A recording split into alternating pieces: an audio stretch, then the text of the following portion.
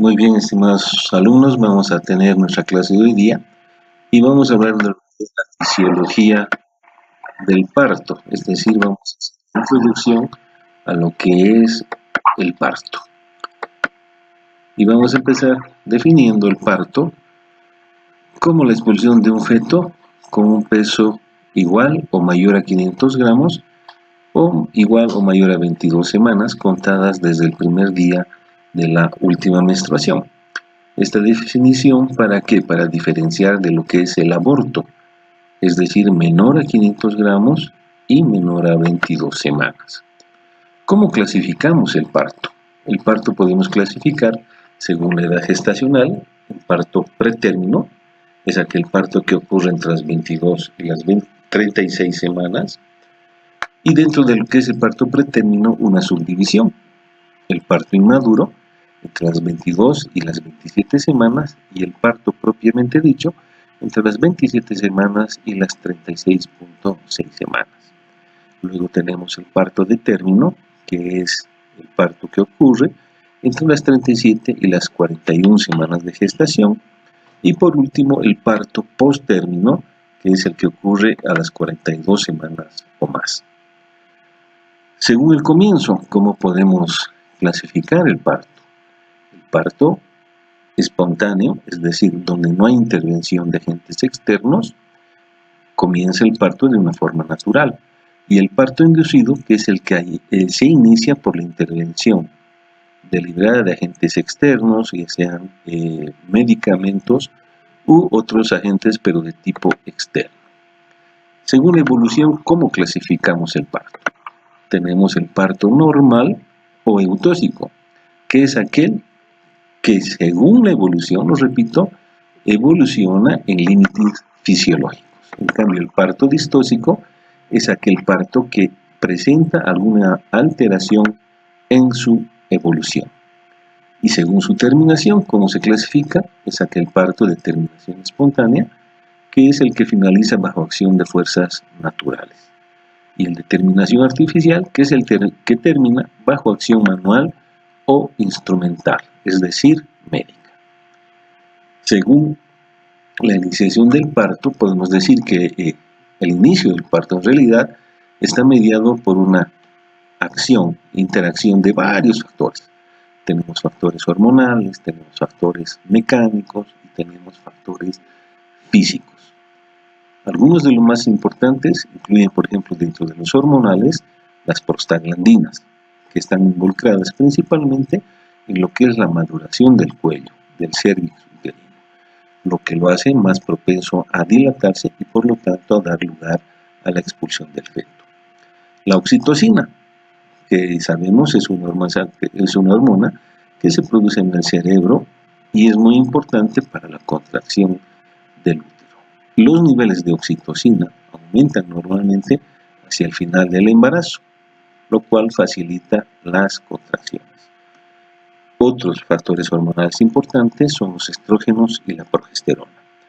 El aumento normalmente de estrógenos y la caída de progesterona que ocurren al finalizar el embarazo son importantes y contribuyen a la preparación del útero y sobre todo del cérvix para el trabajo del parto. Dentro de lo que son los factores mecánicos, tenemos por ejemplo la sobredistensión del útero, ya que a medida que el feto crece, el útero se distiende. Esto desencadena la liberación normalmente de prostaglandinas, lo cual aumenta la sensibilidad del útero a las contracciones y también a la oxitocina. Y el otro factor es una presión fetal sobre el cuello uterino, ya que a medida que el feto desciende hacia la pelvis, estimula el cuello uterino para dilatarse, el famoso reflejo de Ferguson 2. Dentro de lo que es la iniciación del parto hay varias teorías, y tenemos por ejemplo la primera, que es la teoría físico-mecánica y neuroendocrina. Esta teoría, ¿qué nos dice? Que justamente el crecimiento uterino y el crecimiento fetal son similares aproximadamente hasta la semana 36. Sin embargo, al terminar esta semana y comenzar la semana 37, la distensión del útero es limitada. Mientras tanto, el feto puede seguir creciendo. Este crecimiento fetal va a producir una sobredistensión uterina y va a producir una estimulación de los vasoreceptores. Esta estimulación de los vasoreceptores a su vez va a producir una estimulación del hipotálamo. Esta estimulación del hipotálamo nos va a dar como consecuencia la liberación de oxitocina, lo que va a producir la dilatación del cérvix y del segmento inferior, lo que a su vez va a producir nuevamente estimulación de la hipófisis y mayor liberación de oxitocina. Otra teoría, la segunda, es la teoría de la oxitocina justamente, y nos dice que al final del embarazo, a partir de la semana 36-37, hay un incremento importante de los receptores de oxitocina por incremento de los estrógenos. Los estrógenos se incrementan, sus receptores se incrementan y aumentan estos por la disminución de la progesterona. La teoría tercera justamente nos habla de la deprivación de la progesterona que también ocurre en esta edad gestacional. La progesterona normalmente a lo largo del embarazo tiene una acción sobre la membrana celular del miometrio. Al disminuir la progesterona, disminuye también la estabilidad de la membrana celular. Es decir, la progesterona normalmente tiene una acción estabilizadora de la membrana celular del miometrio. La cuarta teoría es la teoría de las prostaglandinas. Las prostaglandinas normalmente también en esta edad gestacional, 36-37, se incrementan. ¿Por qué? Porque hay un incremento por su producción a nivel del miometrio y la disidua.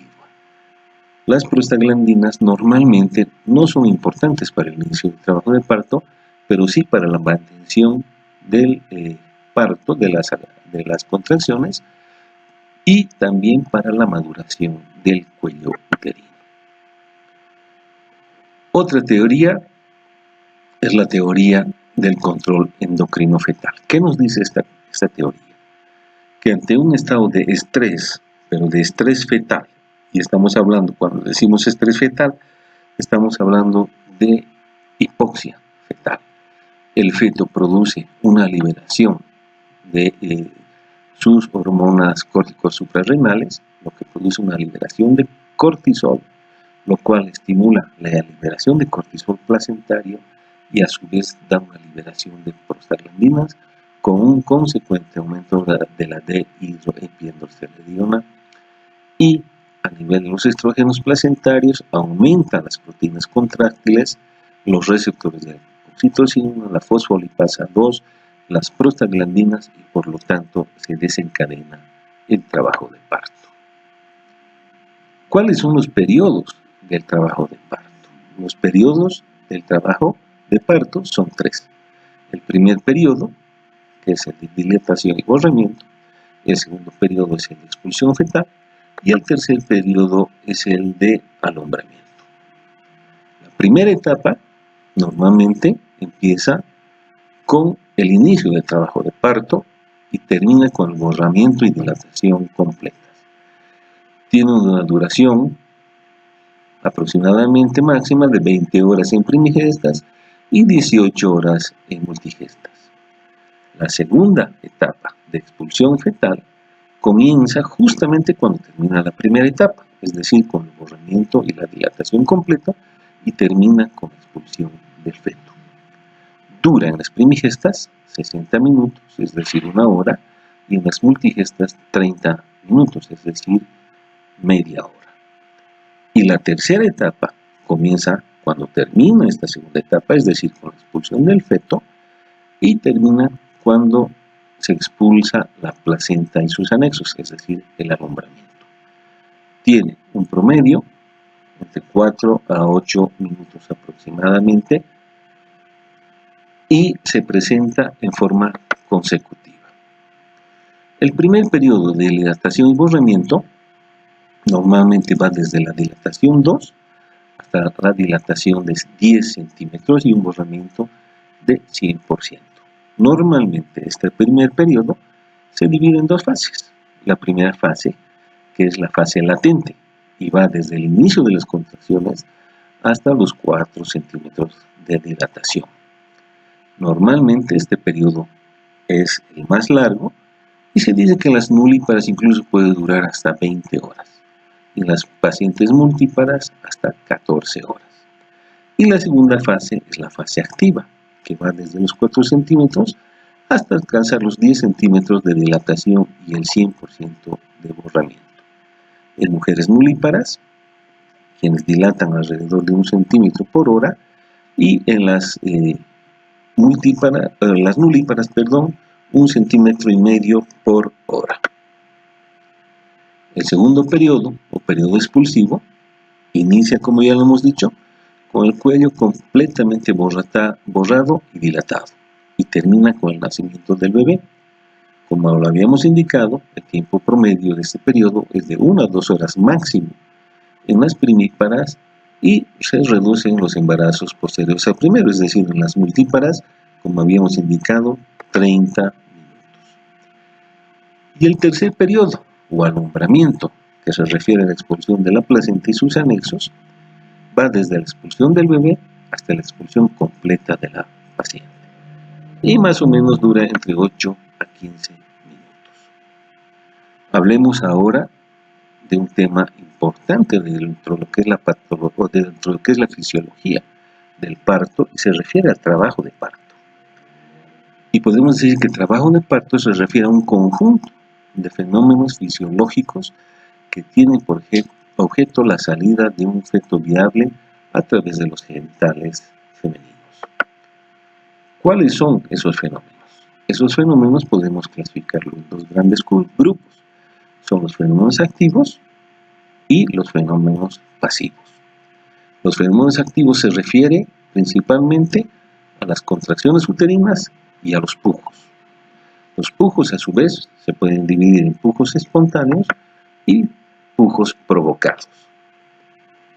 Dentro de lo que son las contracciones uterinas tenemos que estudiar 4 aspectos importantes: la frecuencia, la intensidad, la duración y el tono basal. ¿A qué se refiere la frecuencia? La frecuencia se refiere al número de contracciones que puede tener la paciente en un periodo de 10 minutos. Y lo normal son de 3 a 5 contracciones en estos 10 minutos. La intensidad normalmente la medimos en milímetros de mercurio y compara la diferencia de presión desde el tono basal hasta el punto más alto de la contracción. Es decir, el punto más alto de la contracción es lo que denominamos intensidad, y normalmente es entre 30 y 50 milímetros de mercurio. La duración de la contracción es el tiempo que ocurre desde que se inicia la contracción hasta que ésta se recupera al tono basal, es decir, desde que empieza hasta que termina. Y normalmente es entre 30 y 90 segundos. Y por último, la cuarta característica se refiere al tono basal, que es la presión intrauterina de un útero en reposo, en 2 contracciones, y lo normal es entre 8 a 12 milímetros de mercurio, con una media de 10. En esta gráfica ustedes pueden ver las 4 características, es decir, la frecuencia, la intensidad, el tono y la duración, que se grafica en una cardiotocografía. Dentro de lo que es la contracción uterina tenemos que estudiar el origen de la onda contráctil. Para esto debemos decir normalmente que dentro del útero hay 2 marcapasos que se encuentran dentro del mismo y que van a ser los que comanden las contracciones. Dentro de lo que es la contracción uterina tenemos que estudiar la propagación. La propagación dentro de las contracciones que se originan en los marcapasos, y que estos marcapasos generalmente se encuentran a nivel del fondo uterino, se propaga descendentemente aproximadamente a una velocidad de 2 centímetros por segundo. De aquí nace el famoso concepto de lo que es el triple gradiente descendente, que nos dice que la contracción, primero, es más fuerte en el fondo uterino, Segundo, es más dolorosa en el fondo uterino. Y tercero, es descendente, es decir, viene de arriba hacia abajo. Dentro de lo que son los pujos, tenemos que hablar, y ya lo habíamos dicho, los pujos espontáneos y los pujos provocados. Los pujos espontáneos normalmente se producen cuando se cierra la glotis, es algo glotis cerrada, y tienen la característica, y esa es su función, de elevar la presión intraabdominal.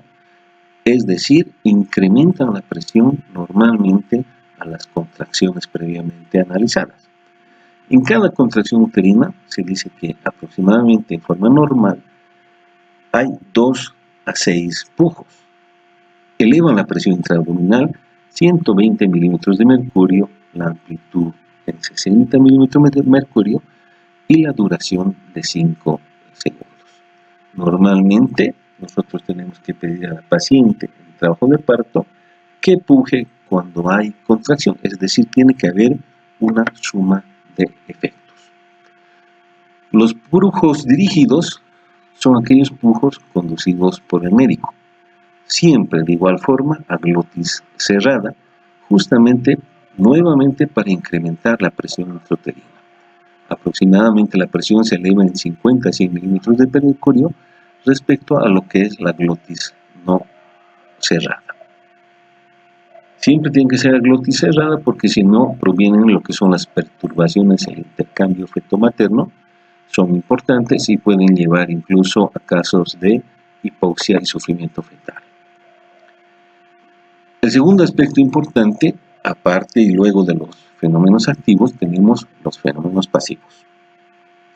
Los fenómenos pasivos tienen, por ejemplo, el desarrollo del segmento inferior, el borramiento y dilatación del cérvix, la dilatación del segmento cervical de la vagina, la expulsión de los limos, la ampliación del canal blando y la formación de la bolsa de aguas.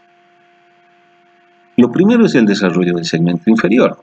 El segmento inferior, que es aquella zona que se ubica entre el cuello y el cuerpo uterino, empieza a formarse aproximadamente a las 14 semanas. Normalmente, en este segmento inferior y su característica anatómica e histológica es que tiene ausencia, es decir, le falta la capa muscular plexiforme, que sí hay en el cuerpo uterino y que aproximadamente representa esta capa muscular 2/3 de todo el espesor de la pared. Es decir, esta capa no hay en el segmento inferior, por lo cual el segmento inferior es una capa principalmente fibroelástica que sirve al útero de forma muy importante para su crecimiento durante el embarazo, llegando a medir al final de la gestación aproximadamente 12 centímetros. ¿Y cómo identificamos? Porque este segmento inferior tiene límites superiores y tiene límites inferiores. Como límites superiores tenemos, por ejemplo, el anillo de Banks, que es lo más importante. Tenemos también la primera rama transversa de la arteria uterina. Tenemos una vena, la vena circunfleja, y el peritoneo desplegable o zona de Hofmeyr. Y como límite inferior tenemos el orificio cervical interno. El segundo fenómeno es el borramiento y la dilatación del cuello uterino.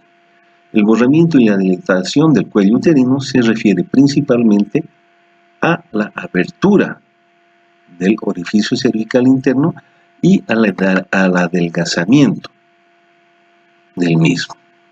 Normalmente esto ocurre durante el trabajo de parto y lo medimos tanto en la dilatación en centímetros y en cuanto a la pérdida del espesor del cuello, lo medimos en borramiento. Decimos 10 centímetros cuando está totalmente dilatado y 100% cuando está totalmente borrado. La expulsión de los limos o del tapón mucoso. Para muchos, el inicio del trabajo de parto. Su composición varía. El tapón mucoso normalmente podemos dividirlo en 3 porciones. Una zona externa en contacto con la vagina, que puede ser una zona contaminada, tiene los bacilos de Döderlein, puede tener flora microbiana vaginal, puede tener parásitos como la tricomona, etc. Una porción interna totalmente aséptica y una porción intermedia rica en lo que es bacilos de Döderlein. Este tapón mucoso tiene una función especial, que es la de defensa, ya que impide el ingreso de gérmenes a la cavidad uterina. Otro fenómeno pasivo es la formación de la bolsa de las aguas, que se produce durante el trabajo de parto. Normalmente en el trabajo de parto, las contracciones del útero despegan lo que es el polo inferior de las bolsas, es decir, del amnios y el corio, y las deslizan hacia abajo, hacia el orificio cervical interno. Y uno puede apreciar acá, a través del tacto, que normalmente tienen que ser planas, pero también pueden ser cilíndricas, piriformes o incluso el reloj de arena, lo cual no es normal. Muchísimas gracias a todos.